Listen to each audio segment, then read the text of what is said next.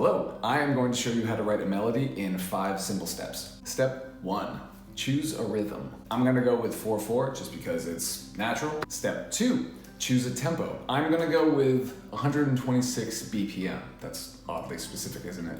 Step number 3, choose a droning root note. So what that means is just a repeating note that you hear throughout the entire melody. I am going to use the open D string on the guitar. Step 4, choose a technique. So I wouldn't consider myself the best fingerstyle guitar player, so I'm actually going to use that to my advantage to see if I can get creative within the technical limitations of my ability. So I'm gonna be using my thumb and forefinger across the D and G strings respectively. Step number 5, I'm gonna choose 4 additional notes to play over that droning root note. Essentially, I want to create a 4-note pattern that plays off that open D string.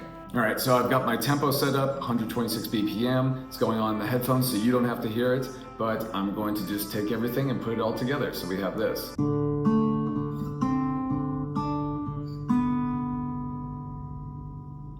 These are the notes that I use: A, B, C, and D, all playing over this open D string. Spend some time, fiddle around, see what you come up with. Here's what I came up with.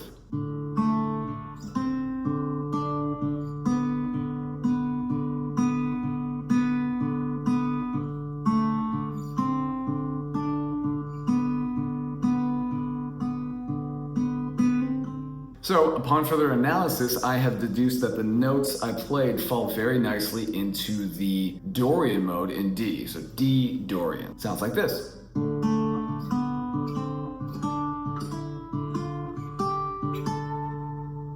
When you harmonize the Dorian mode, you get a D minor 7 chord. Sounds very nice. So I've got enough stuff to start working on a song already.